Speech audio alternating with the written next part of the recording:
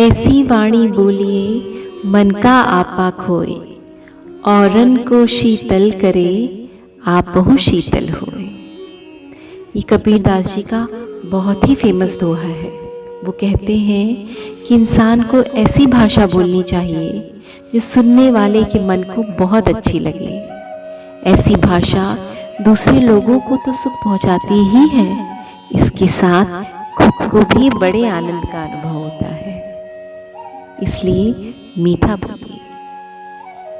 जिंदगी जीने के 3 उत्तम विचार।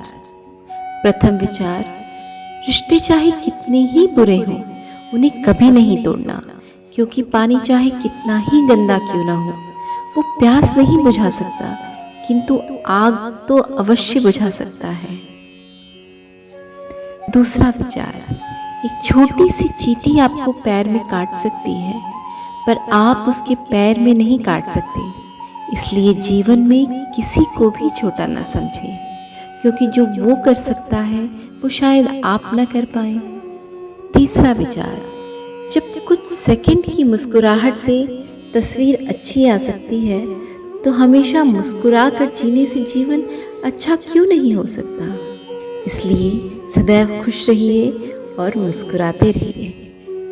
सबसे सुंदर बात, कोई भी मनुष्य किस बात को किस प्रकार समझता है ये उसकी मानसिकता तय करती है।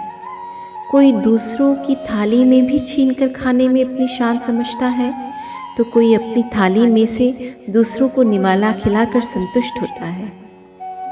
सारा खेल संस्कारों, समझ और मानसिकता का है, लेकिन एक बात तो तय है कि छीन कर खाने वालों का कभी पेट नहीं भरता और बांट कर खाने वाले कभी भूखे नहीं रहते।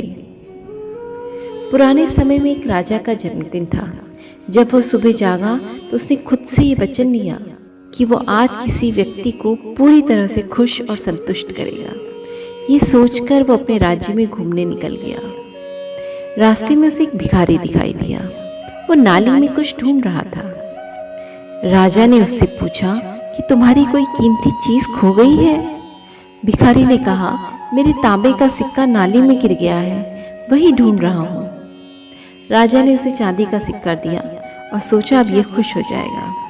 भिखारी ने चांदी का सिक्का लिया और अपने झोले में डाल लिया, लेकिन फिर से वो नाली में तांबे का सिक्का खोजने लगा। राजा ने सोचा कि शायद ये बहुत गरीब है। उसने उसे फिर बुलाया। इस बार सोने का सिक्का दिया।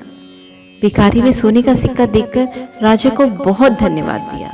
वो बहुत खुश था, लेकिन उसने वो सिक्का झोले में डाला और फिर नाली में जाकर तांबे का सिक्का खोजने लगा। इस बार राजा को बहुत गुस्सा आ गया, लेकिन राजा को सुबह का वचन याद आया कि मुझे तो आज किसी को खुश और संतुष्ट करना है। उसने भिखारी को बुलाया और कहा कि मैं तुम्हें अपना आधा राजपाट देता हूँ, अब तो तुम खुश और संतुष्ट हो जाओ। भिखारी बोला, राजन, मैं तो खुश और संतुष्ट तभी होऊंगा जब मुझे मेरे तांबे का सिक्का वापस मिल जाएगा। राजा समझ गया कि इसका मन उसी तांबे के सिक्के में फंसा हुआ है। उसने सैनिकों को बुलवाया और उसका सिक्का खोजने का आदेश दिया। सैनिकों ने कुछ देर में ही वो सिक्का खोजकर भिखारी को दे दिया। सिक्का पाकर भिखारी बहुत खुश और संतुष्ट हो गया। ये कहानी छोटी सी है, पर हम सब या अधिकतर लोग उन चीज़ों को पाने में लगे रहते हैं जो उनके पास नहीं है, और जो उनके पास हैं या उनके पास आ जाती हैं उन पर ध्यान नहीं देते। यही दुखों का मूल कारण है। इससे बचना चाहिए। जिनके पास अपने हैं वो अपनों से झगड़ते हैं, जिनका कोई नहीं अपना वो अपनों के लिए तरसते हैं।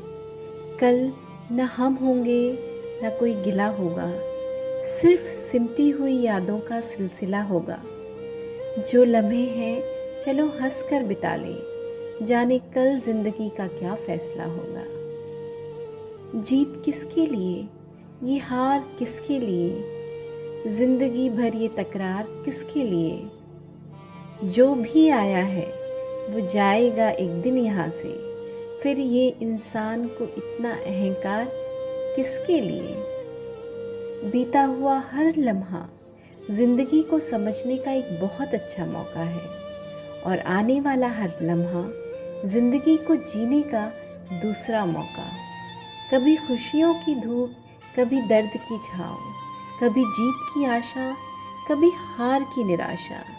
बस यही है जिंदगी की एक छोटी सी परिभाषा। विचार बहता हुआ पानी है, यदि हम इसमें गंदगी मिलाएंगे तो वो नाला बन जाएगा, और अगर सुगंध मिलाएंगे तो वो फिर वही गंगा जल कहलाएगा। सर उठाकर फक्र से चलने की हसरत हो अगर, तो सीखिए गर्दन कहाँ कितनी झुकानी चाहिए। तो दोस्तों, ये थे आज के कुछ अनमोल विचार। उम्मीद करती हूँ आपको ये इंस्पिरेशनल कोट ज़रूर पसंद आए होंगे। आप मुझे कमेंट सेक्शन में कमेंट करके ज़रूर बताएं कि आपको ये कोट्स कैसे लगे। मिलती हूँ एक नई वीडियो के साथ। तब तक खुश रहिए, सेहतमंद रहिए और मुस्कुराते रहिए।